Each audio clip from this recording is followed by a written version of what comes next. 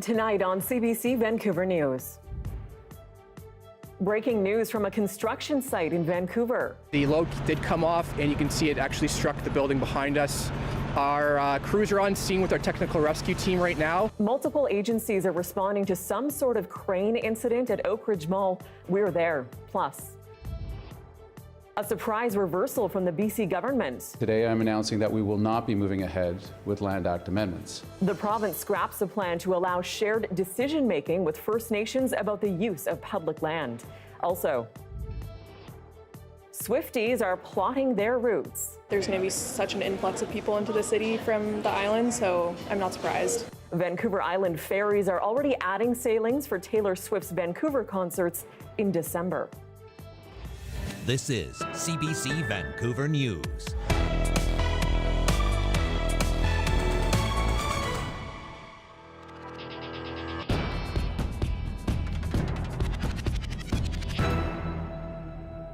Hello, I'm Tanya Fletcher. Thanks for joining us. And we begin with breaking news this hour of some kind of crane accident at a large construction site in Vancouver. It happened late this afternoon, and crews are now on scene securing the area near Oakridge Mall. The CBC's Sarah Galashin is monitoring this developing situation for us. Sarah, what more can you tell us about what happened at this point?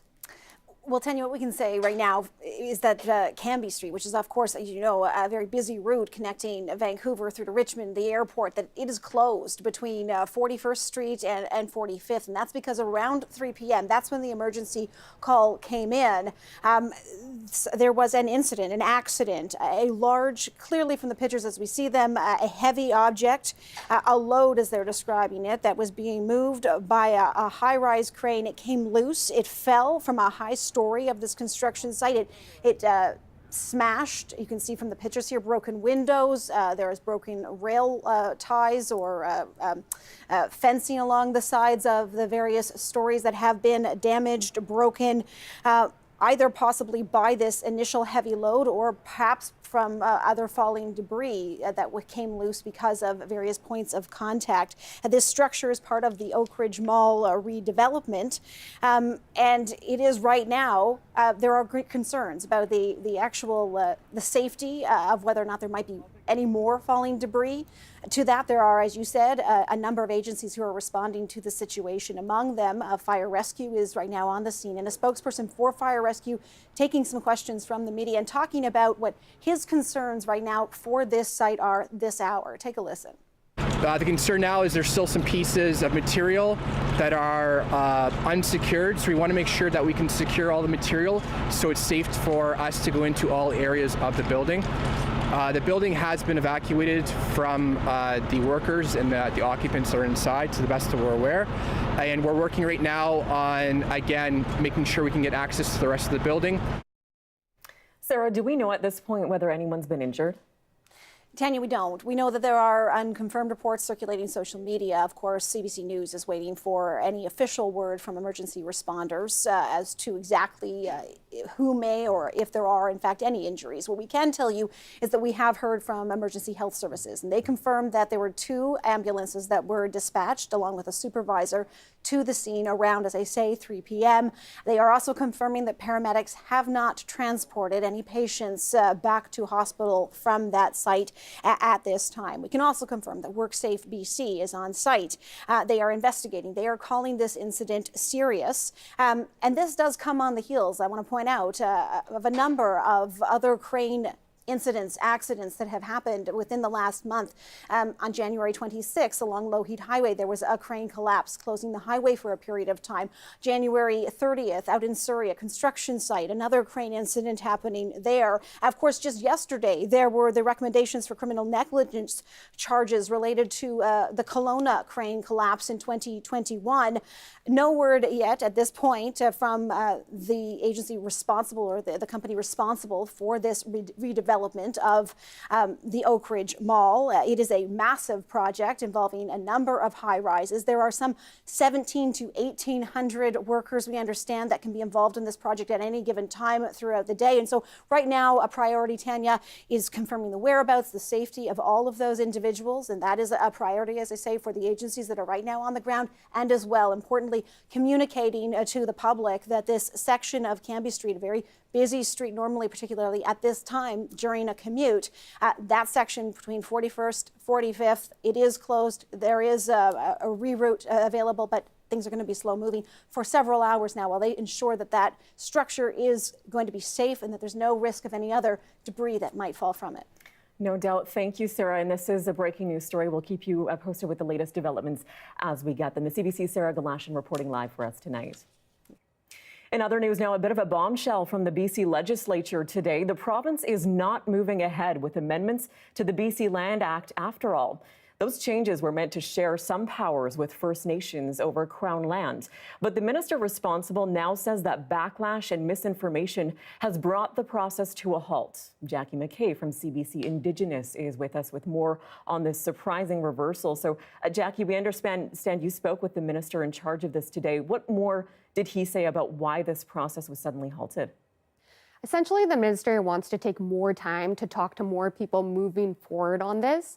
This has been a really charged issue. Huge misunderstanding from First Nations leaders have called this damaging to reconciliation and fear-mongering. I spoke to the minister today, and here is a little bit about what he has to say.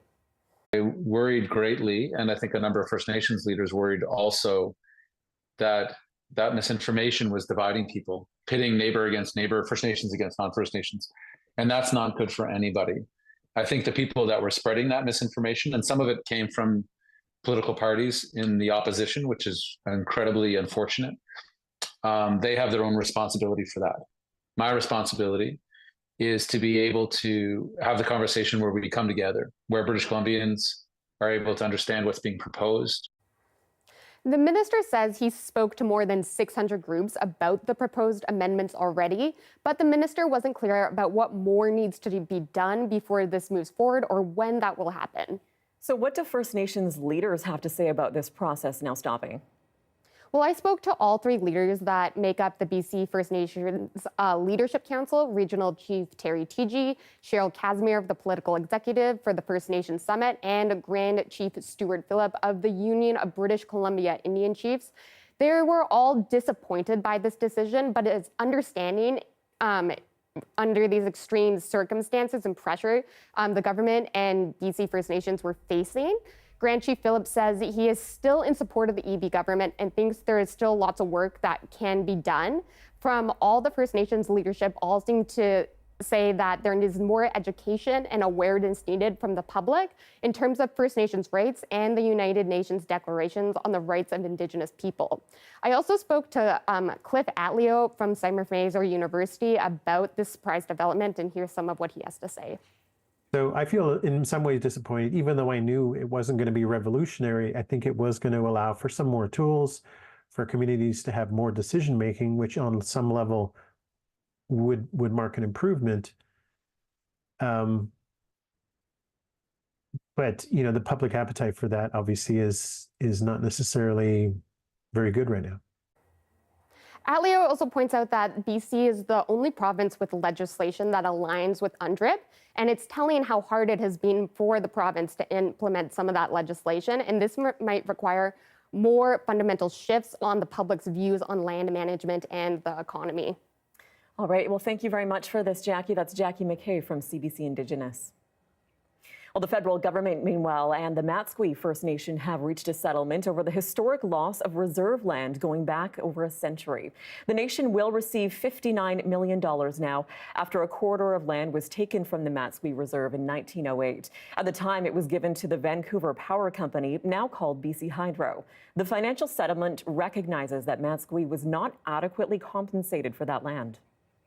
Before Confederation, our tribe had a 9,600-acre reserve, the largest of its kind in Stalo territory. That reserve was reduced by 99% 99% of our land was stolen from us. Ottawa says this is not about compensation, but about acknowledgement, adding this is a step to addressing past wrongs through reconciliation. Well, turning to the island now, and it's not just hotels. Ferry operators are also preparing for Taylor Swift's big shows in Vancouver. Extra sailings are already being added for her concert weekends, even though it's not until December. And as Michelle Gomez is finding out, Swifties on the island are preparing accordingly as well.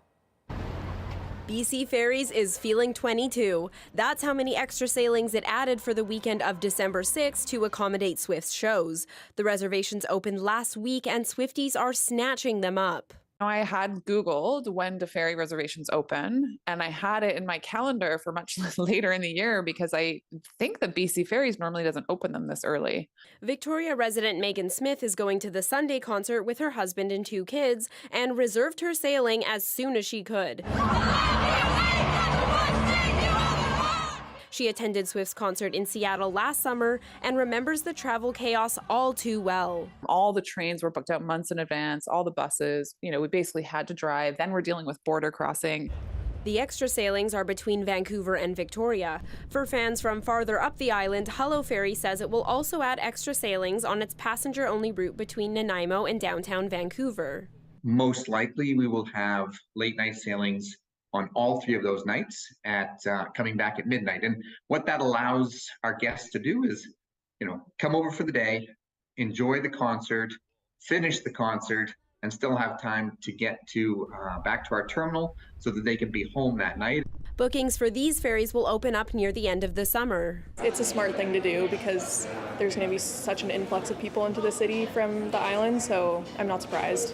Charlotte Palmer from Nanaimo plans to travel as a foot passenger, and although the ferries rarely fill up in walk-on space, she wouldn't in her wildest dreams travel without a reservation on Taylor weekend. I should probably be smart about that and look into them earlier than later because I have a feeling it's going to be very busy. Smith is planning to arrive a day before the concert in case of cancellations. You want to give yourself a lot of time. I don't want to be rushing to try to get over there for the show on Sunday and risk anything happening. Again, especially in December, weather can be really brutal in December. Megan advises other Vancouver Island Swifties to do the same to avoid any trouble while traveling. Michelle Gomez, CBC News, Vancouver. In Burnaby, the Parkland refinery hosted an open house last night. It was the first chance for neighbors to talk to the company since January's mysterious incident. A lot of us have signed up for an app called Alertable, and we didn't hear from it until after 1:30 in the afternoon. The incident started at 7:30 in the morning, so our biggest concern was to be alerted from the refinery earlier so we know what's happened. We had to be told by the firefighters to go inside, stay inside, and we didn't have any idea what was happening. The community meeting came nearly a month after a plume of black smoke and a mysterious smell escaped the facility. It caused widespread concern. Company representatives say in the name of transparency, the results of Parkland's investigation will be made public once it's complete in the coming weeks. A former Victoria police officer who left the force after a disciplinary investigation claims he's now being used as a scapegoat by the department. The CBC's Vinny Brage spoke with our Jason Proctor, who broke this story.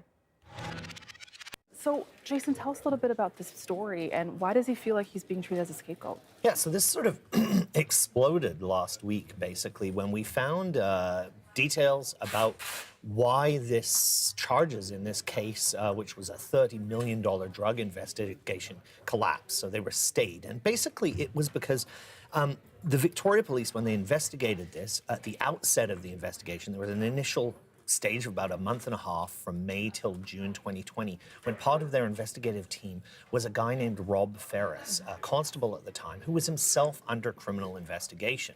And so he was arrested in June 2020, and then the project, which was called Project Juliet, this investigation into these alleged fentanyl traffickers, kind of restarted with a whole new team, except for this disgraced officer who ultimately resigned from the force. So what we learned last week was that when they went to court with this, the investigative team presented what's called a report to Crown Counsel, which sort of outlines the history of the investigation, but they neglected to mention anything about his role or any investigative steps taken at all before June 2020. And so ultimately, because this all came out, Crown learned about it, they stayed charges against all 3 people in relation to this. And last week we saw, for instance, Victoria's chief of police come forward, sort of defend his officer's actions in regards to this. And he kind of appeared to pin everything on this officer who, as I say, left in June 2020. And so what has his response been now? Well, so he's very upset because he feels like he's being made to use out as kind of a scapegoat for actions that had nothing to do with him. I mean, he told me, I talked with him at length yesterday, and he gave us a statement. And so basically, he feels like he had left the force in June 2020. All the actions that led to this stay happened after June 2020. Those were the decisions of other people, and he feels they should be held accountable. He shouldn't be blamed. Well, interesting. Well, thank you so much, Jason. It's great to see that you actually were able to speak to him. So yeah. Thank you. That's our Jason Proctor, everyone.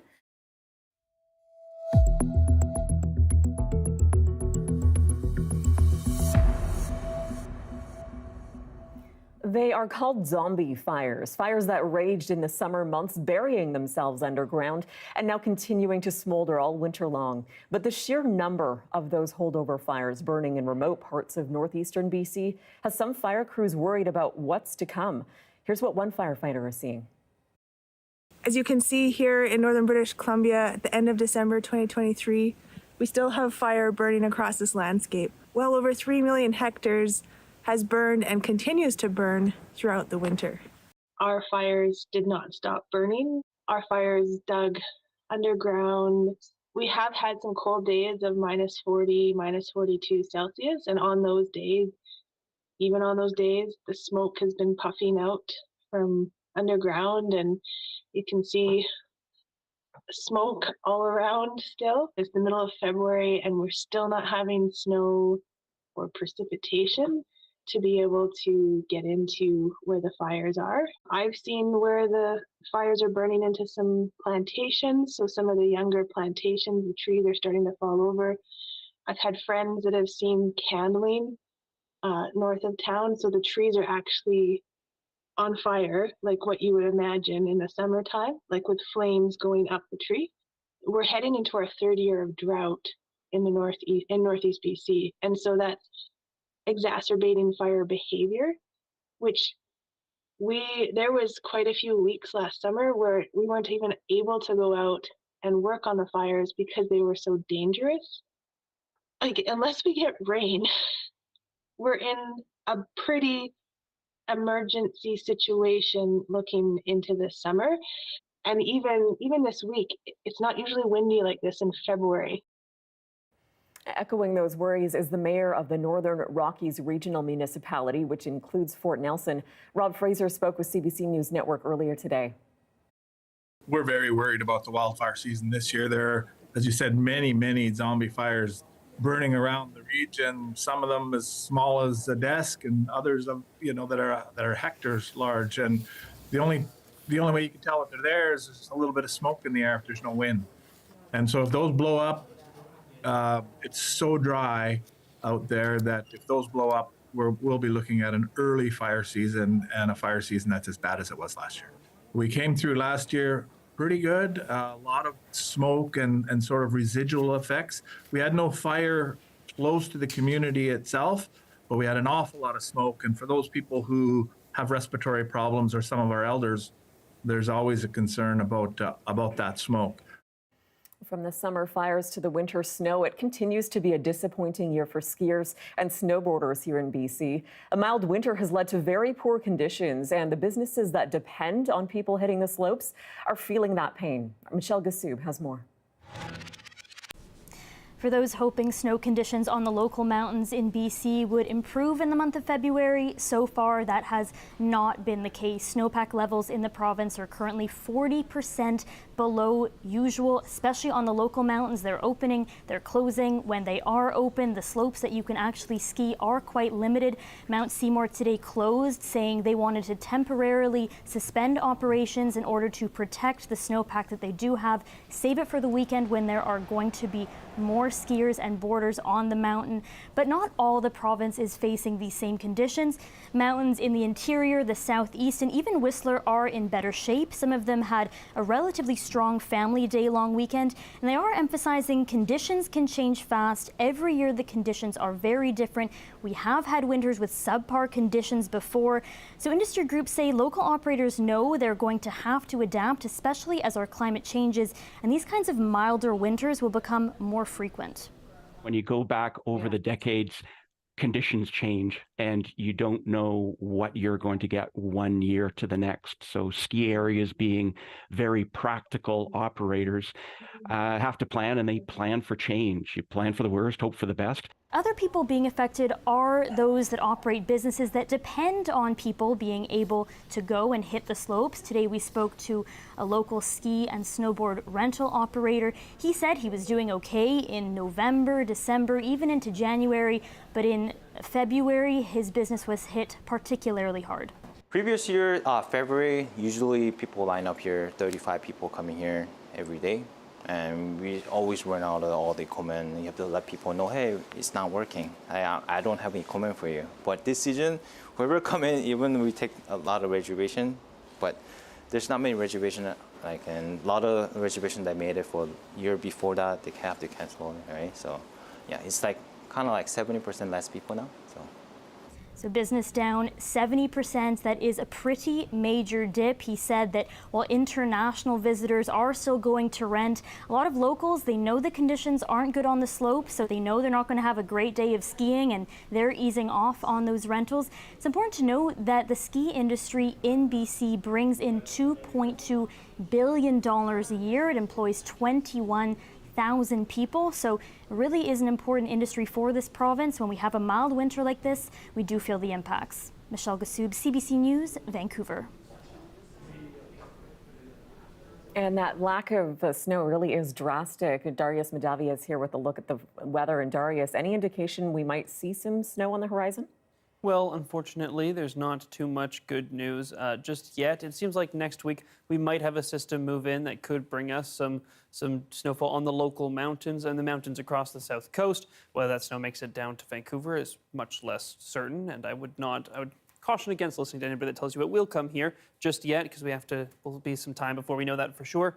But we could really use it. The south coast does have the least snow of anywhere in the province. This is as of February 1st, because we only get a monthly update on the official basin indices, but all the other data is pointing towards these numbers staying either constant or even worsening since this last update. So quite nasty conditions up here and up in Fort Nelson, where we heard that story about those zombie fires.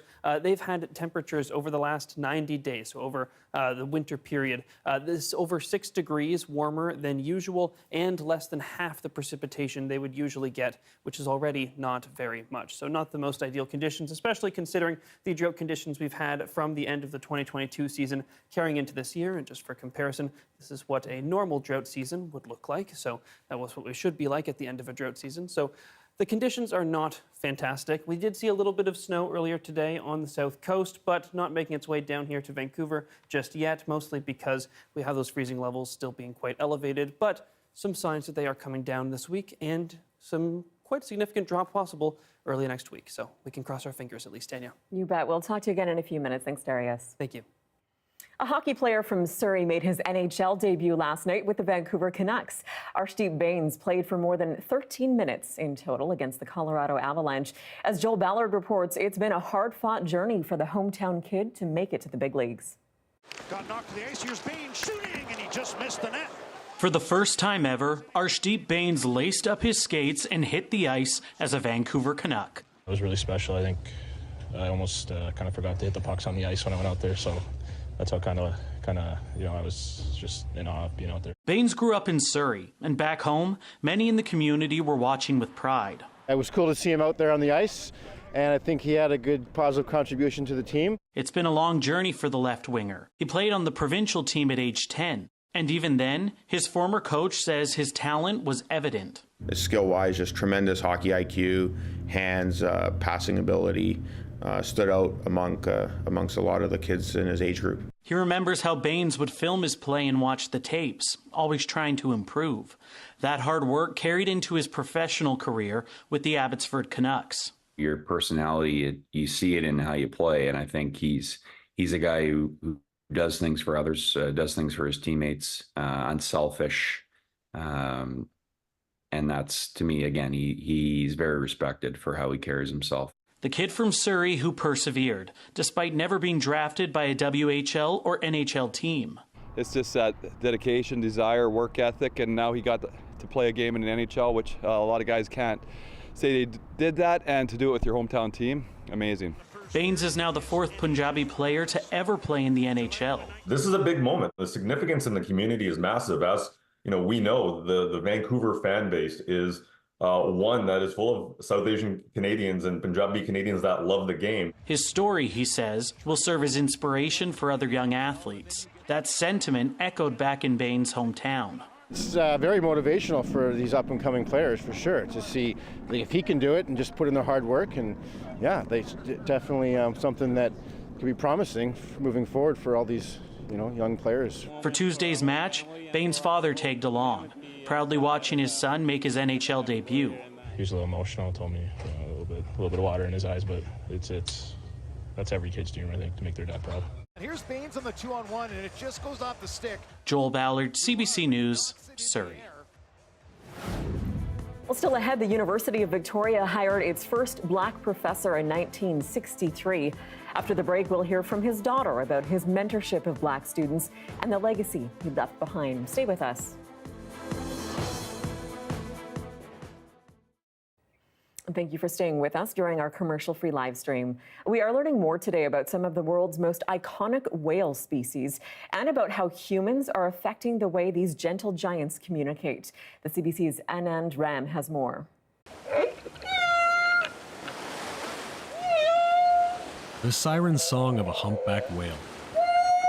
But these marine mammals also sing a different tune. Makes a Harley Davidson sound like a child's toy.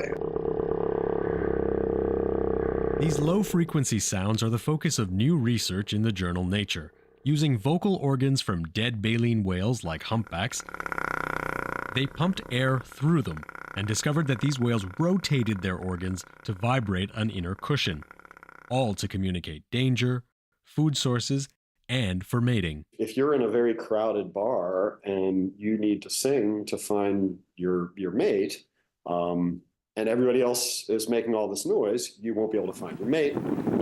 In other words, when you sound like an engine, real engine noise is disruptive.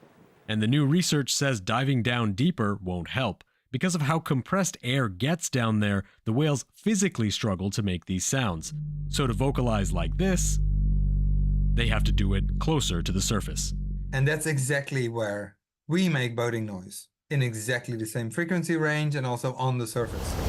This noise pollution affects all marine mammals, and in Canada some solutions have been to move or slow down ships. And all of these things generate noise. But this advocate says there's even more to be done. Really the biggest thing that industry and governments can do is to facilitate movement towards more quieter technologies. So that when these giants sing their songs in the dark, they can find each other and thrive. Anand Ram, CBC News, Toronto.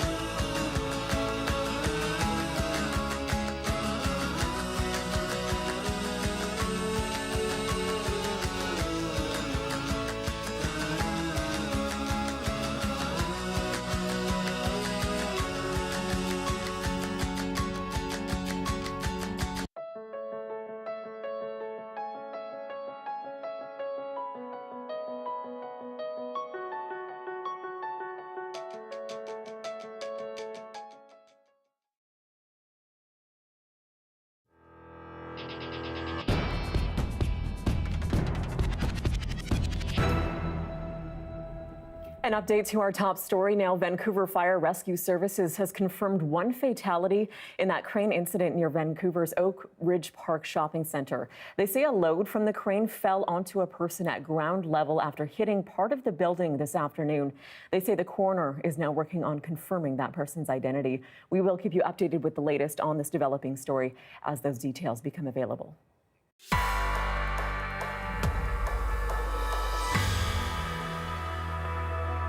For the rest of the week, we'll be showcasing Black stories and experiences in BC in honor of Black History Month. Frank Robinson was the University of Victoria's first Black professor. He started teaching chemistry at the university in 1963 and went on to have a successful 37-year career, taking many Black students under his wing. He also served as Assistant Dean of Arts and Science at UVic before retiring in 2000. He died in 2006. His daughter, Angela Guittari, joins us now. Thank you for joining us, Angela. Thanks very much for having me. So we know race played a big role in your father's career, even when he was hired for his job. Take us through how that unfolded. Well, when he was hired for his job, he was hired over the telephone. So he was in Edmonton at the time at the University of Alberta and was hired over the telephone. So I think it was a bit of a surprise. People didn't realize that he was Black when he was hired. So I understand that people had let the powers that be at UVic know that they had hired a Black professor, and they didn't realize that because they'd only spoken to him over the phone. So they were a little bit surprised, and I guess probably had to make a little bit of adjustments when he arrived at the campus. Quite the start for him. What hardships did your father face being the only Black professor on campus for so many years? Well, when they first came to Victoria, I think their first challenges were finding places to live. They were refused at a number of apartment buildings and things when they were looking for places to live. And I know the place that they finally did end up living was only with the permission. The landlord went through the entire building and asked everybody that was living there if it was okay if they allowed a Black person to live in the building. They also had lots of problems. I guess almost every year, my father would have someone that would think that he was the janitor rather than a teacher. So it would always take a bit of convincing. Even if he showed up in a suit or a lab coat, people would assume that he was the janitor working at the school rather than someone that was actually teaching there. And just wrapping up here, talk about how he paved the way ultimately for Black students and professors at the school. Well, I think, being the first, I think for the beginning, it was probably really hard for him, but I know he always made great care to take in sort of every Black student that came to the school, or the next Black professor that came to the school. He always made sure to take everybody under his wing to help them along and show them the ropes and help them feel more comfortable. I know we had numerous students come to our house that, especially students that had come from Africa rather than the States where they weren't used to being a minority. And I know he always reached out to make sure that he supported people when they first arrived in Victoria. You must be very proud of him. Yes, definitely. Thank you so much for joining us and sharing these stories with us, Angela. Thank you very much. That's Angela Guittari, whose father, Frank Robinson, was the University of Victoria's first Black professor. Up next, explaining the difficult two-state solution that some say could solve conflicts in the Middle East. We'll have part 2 of our series next.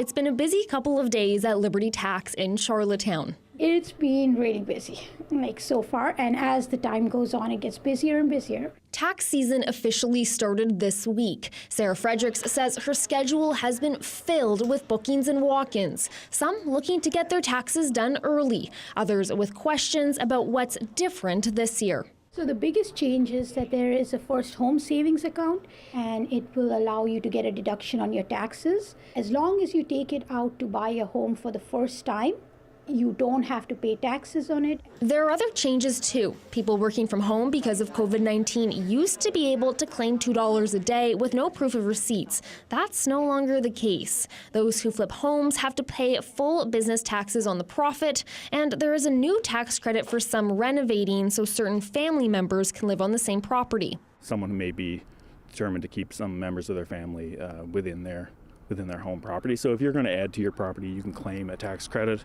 up to $50,000 for qualifying renovations to your property. Jamie Jackson says he knows that some find taxes complicated, and getting help can also be expensive. Trying to make tax filing, it's never going to be fun, but it's relatively easy. And as I said, for those who aren't able to do it on their own, we're more than happy to help them through our free community volunteer income tax program. Audrey Morris has volunteered with the program for 7 years now. In 2022, she helped more than 400 people. Last year, she lost track. And so far, she has already heard from 10 in just a few days. When you know how to do it, it's not hard. But I mean, I know people, just sort of think, I don't want to, I can't do it. And you just help them along. And it's, you get to know people and you get to meet new people. And it's just enjoyable, I think. Most Canadians have until the end of April to file. That's also the deadline for anyone who owes money to the government. Now, those who are self-employed or who have a partner that's self-employed have until June 15th to file their taxes. But because that falls on a Saturday, as long as it's received or postmarked on or before June 17th, it will be considered on time. Shane Deschardins, CBC News, Charlottetown.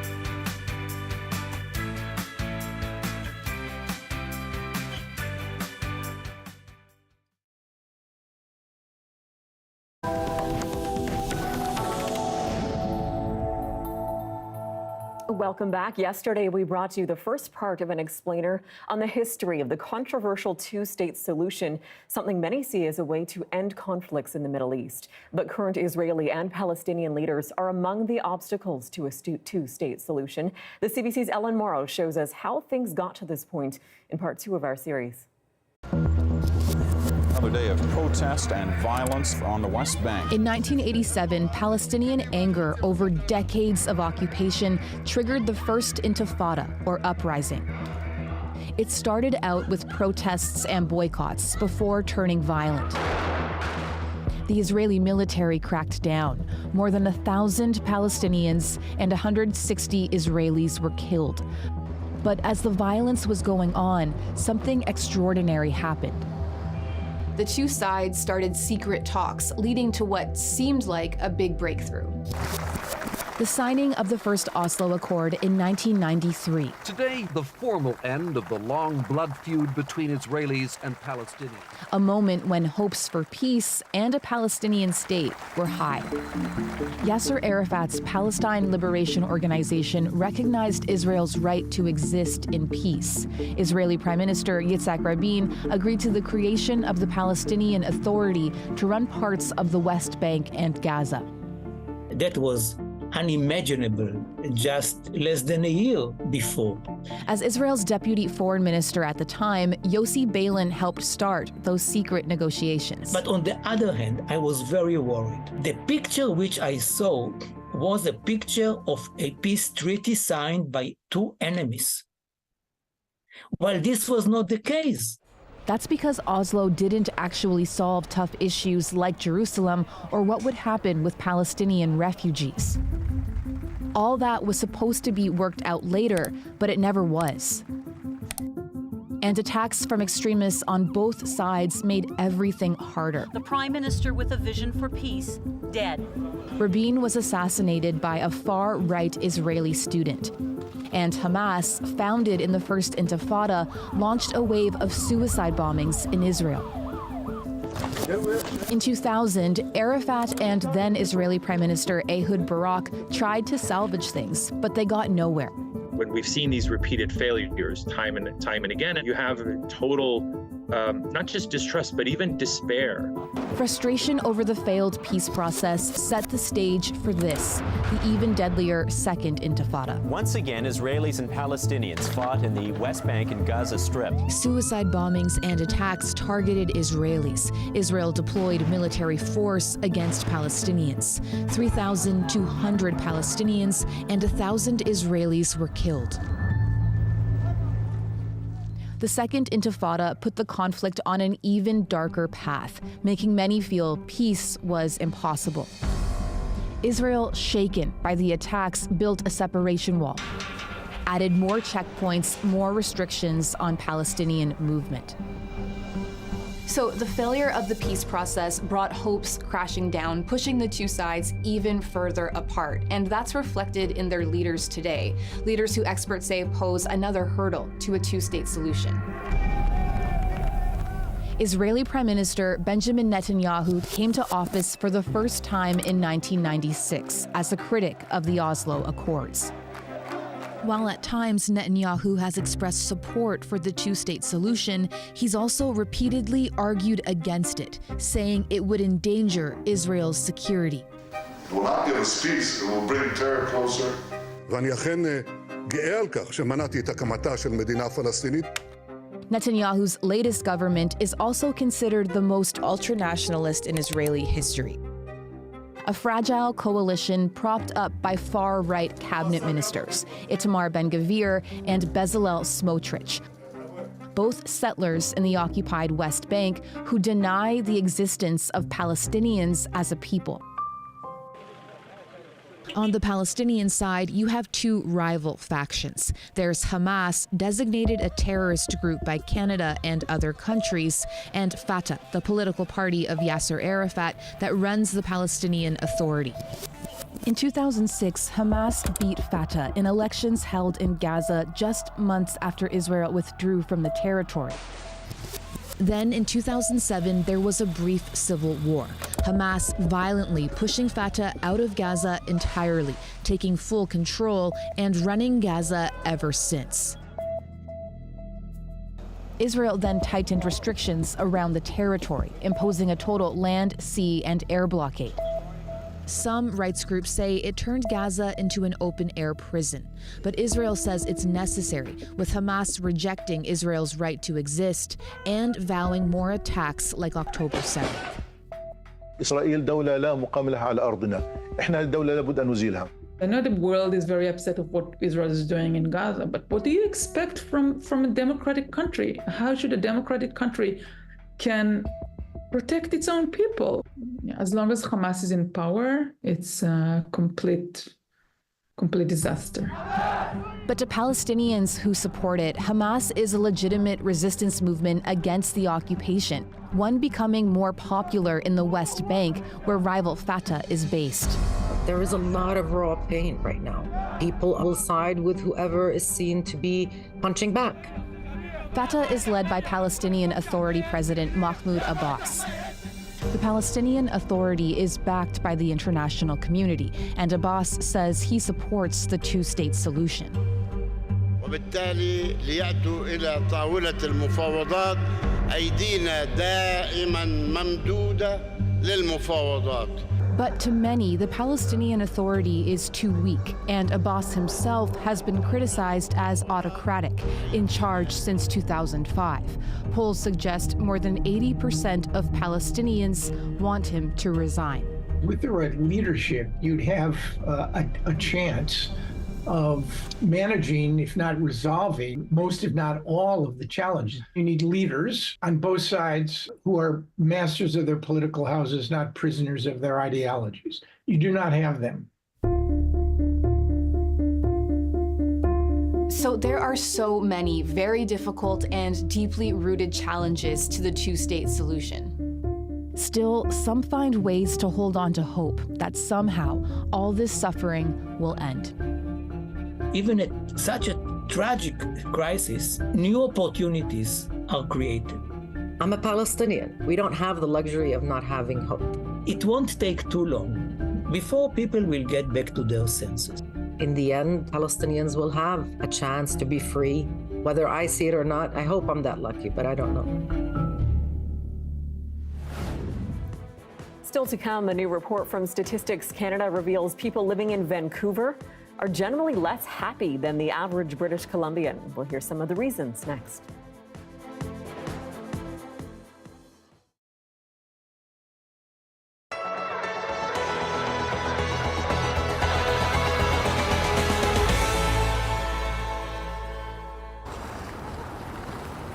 Ottawa may look like a winter wonderland after the recent snow and cold temperatures, but most of this season has looked like this, warm and a bit soggy. That means roofer Byron Bastillo has been able to get more shingles down this winter. Normally, he'd only be able to work 2 to 3 days a week, sometimes less. I would have had to have stopped at some point during the winter because we just can't, things start to break and stuff. Whereas this winter, it's just been mild, so we've just been continuing, and looks like we'll be done just before the springtime. Bastillo says he can work in most temperatures, and snow can easily get blown off a roof.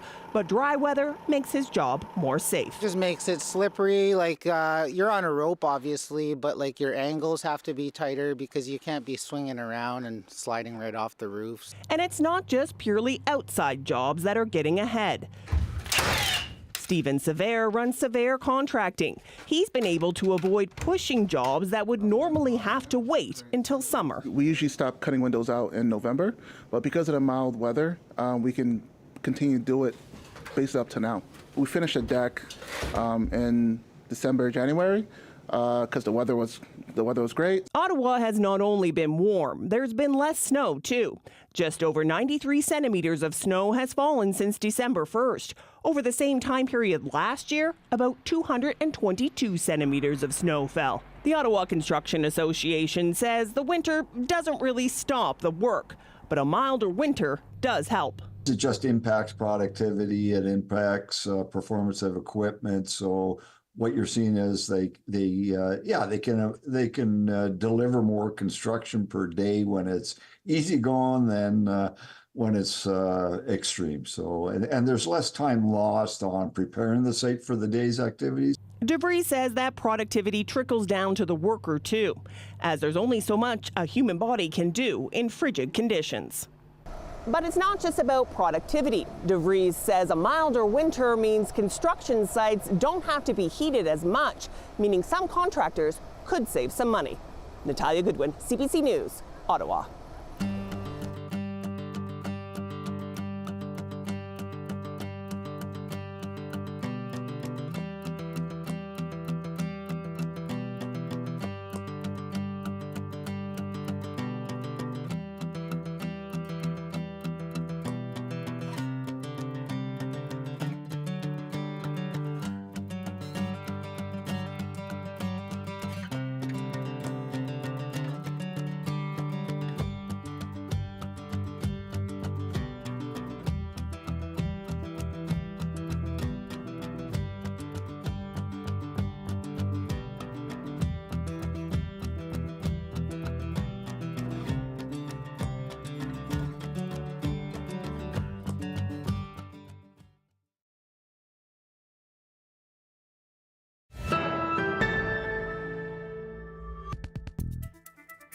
Statistics Canada is out with a report on quality of life across the country. Vancouver, perhaps not surprisingly, received a special mention. Only 48% of respondents in BC reported feeling highly satisfied with their lives. And for Vancouver residents specifically, that number was even lower. Only 45% are satisfied. We hit the streets for a reaction. I used to live here. I don't live here anymore because it's so expensive. Where did you move to? Kelowna. Wow. Don't come there, because then you'll make that expensive too. So you actually had to leave the city because it was expensive? Yeah, I mean, it was, you look at your future and you're like, how do I see this happening? Oh, I don't. It's impossible. You rented when you were here? I did, yeah. And how about now? I own a house. And what difference has that made for your quality of life? A lot, actually. My main problem with Vancouver is traffic. Traffic. I have a little sports car, and I don't drive it too often because there's so much traffic. It's like being a turtle in the middle of nowhere. Prices over in Vancouver of everything are really expensive, but so is in Brazil. So I think here the people generally regret to come here, to leaving their hometown and all. But I always feel that if you are ready to do hard work, if you are ready to accept the things, if you are ready to accept good and bad, then you are going to satisfy.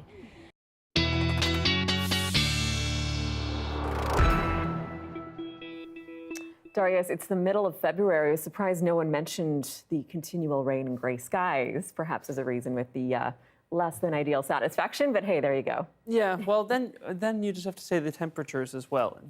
You can't complain about 10 degrees in February, right? Can't have one without the other, you're right. Thank you for the perspective. Yeah, it has been gray though. And fortunately, a little bit of sun coming our way later this week. By tomorrow afternoon and evening, we should see a little bit more sun. And I'm fairly certain that it'll come out before the sun goes down, but we'll keep our fingers crossed for that. In terms of precipitation, still a little bit more on the way as the system continues to come up from the south, and then we'll see the next one come down on Friday and into Saturday from the north. And so altogether, not too much rain happening across the south coast, but a bit of good news as those freezing levels continue to fall. We'll see some more snow show up on the mountains as that precipitation continues to move in and into next week, although it's too far to look out here.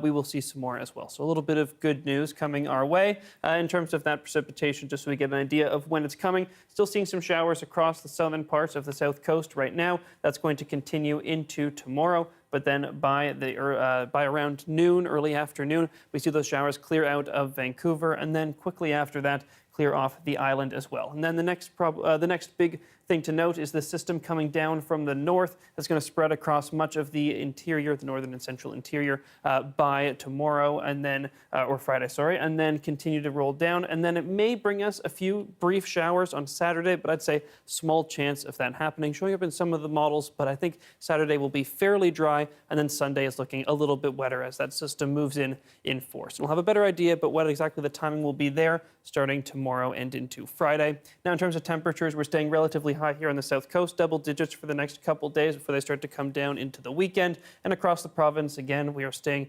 still quite a bit above seasonal, anywhere from 2 on the coast to around 5-6 degrees above normal. In some places, like in the northeast, even quite a bit higher than that. Places like Fort St. John getting up close to 10 degrees Celsius is definitely significant. Dawson Creek going to be hitting 10 degrees tomorrow. And then across the province, really, we have those high temperatures. In terms of conditions, mostly clearing up in the north, so they're getting ready for that precipitation to come later. Meanwhile, on the south coast, we still have a little bit of activity, but not looking too bad at all. And here in Vancouver, we've got some showers that are ending around noon tomorrow. Cloudy day Friday, but a bit of sunshine, and then pretty calm weekend. Plenty enough to be happy for if we just look for it, right? Exactly. Thanks so much, Darius. Thank you. After the break, how one newsroom is opening up to marginalized communities. Megaphone magazine hopes to provide a new platform for new storytellers. We'll have those details coming up.